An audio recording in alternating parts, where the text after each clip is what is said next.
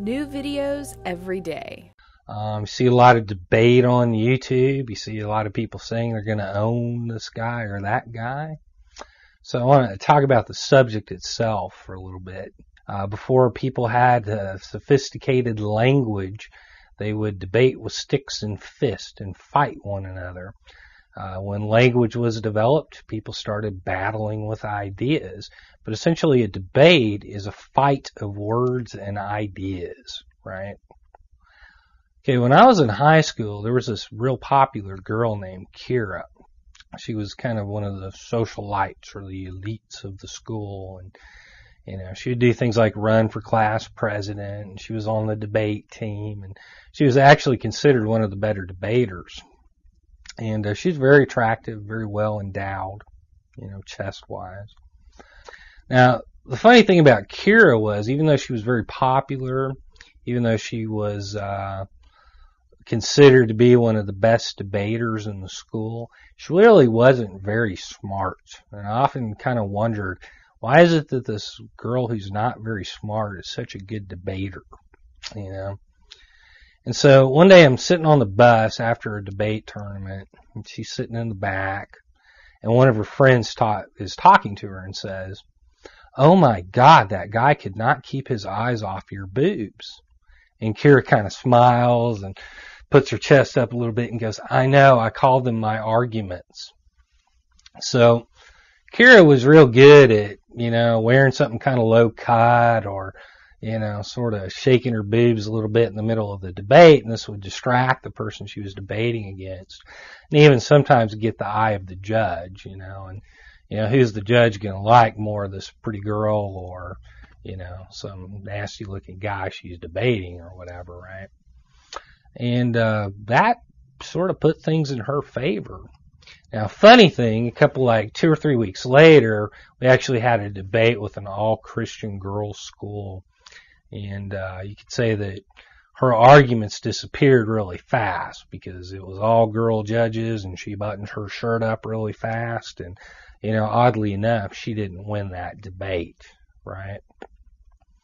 So the thing I really want to communicate is people seem to mix up this idea that debate and truth are the same thing, and they're not. Debate is a game, and it's a game in which you're attempting to overwhelm, invalidate, make look bad your opponent, and win the debate, right? It actually has absolutely nothing to do with truth, right? And when you take debate, you actually are given 2 or 3 topics at the beginning of the year. You get to research those topics so you can, get your arguments in line. But then when you go to a tournament, you actually have to debate both sides of the argument. So you may actually have an argument like immigration or, socialism versus capitalism or atheism or evolution or whatever. But you get to research both sides and you develop arguments for both sides. And then when you get into a debate tournament, you flip a coin or somehow it's determined who takes which side first. And then you actually debate for both sides, right?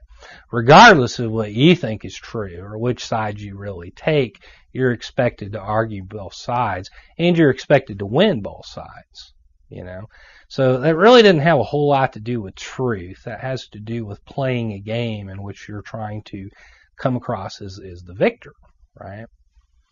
Now, as an example with Kira, she used her boobs as a weapon in debate, and she was very successful at it.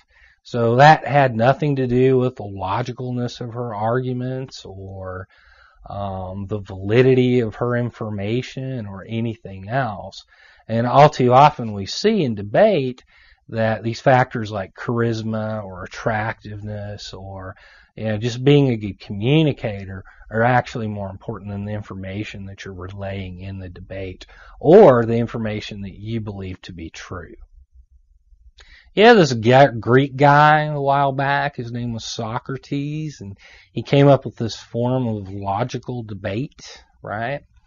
It's actually an informal type of logic, meaning it uses plain speech.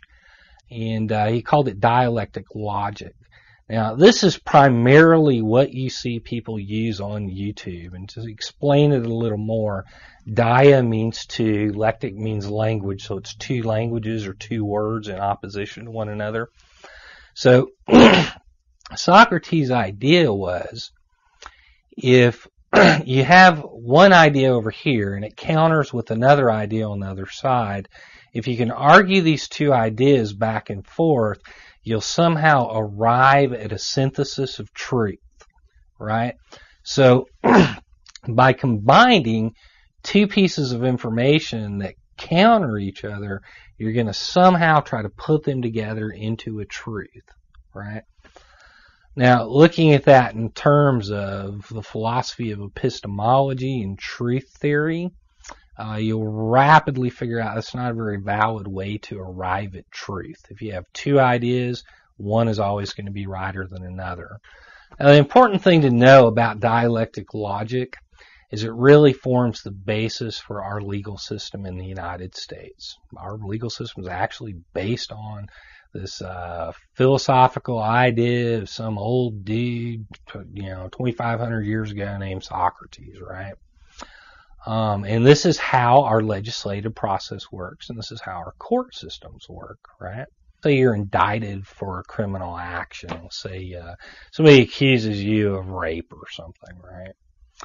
Well, now you get into the dialectics. You've got one side saying he's guilty. You've got another side saying he's not guilty. And you have lawyers debating back and forth on both sides to determine who's going to win the debate, right? Now, truth-wise, you either did it or you didn't, right? But the lawyers aren't concerned with that. The lawyer who wants to prosecute you is concerned with winning the debate and saying that you're guilty, regardless of the fact of whether you're guilty or not. Your lawyer, the defense lawyer, is concerned with somehow making it seem like you're not guilty of the crime, or that there was a technicality in the procedure that would cause it to be an invalid arrest. But he's trying to get you off, right? Now, one side is obviously wrong, but what we actually see in a legal system is a synthesis. We see the guilty and the not guilty idea come together, and usually that's what we call a plea bargain. All too often, maybe somebody gets indicted for murder, right? And then the prosecutor says, well, if you will plead guilty to involuntary manslaughter, then we'll call it a done deal and you'll only go to jail for 2 years instead of 5 years, right? So that's an example of a synthesis. It doesn't really matter if you're guilty or not guilty. We're going to put those two ideas together, and we're going to come up with guilt of a lesser charge in order for you to avoid potentially, a worse conviction.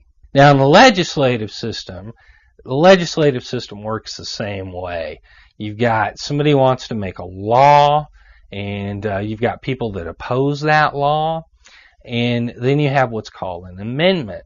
So a lot of times somebody will propose this idea like, we're going to ban AK-47s or something, right? And then there's an opposing side that says, no, we don't want to ban those AK-47s. So in order to satisfy both parties, they end up putting amendments on it.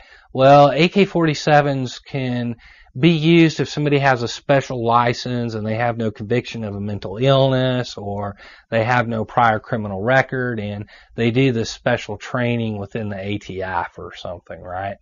So you get an original thesis or an original idea, and then people are going to debate it back and forth, but then they're going to water it down in amendment and amend it and end up coming up with some type of synthesis that both parties will agree with, right?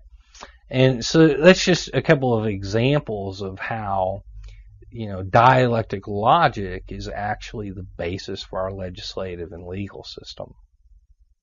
So there you go.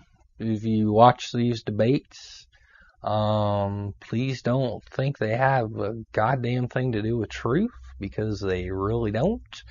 Oftentimes it's just two personalities involved, and the person who wins is the person with the best personality, or sometimes the bigger boobs.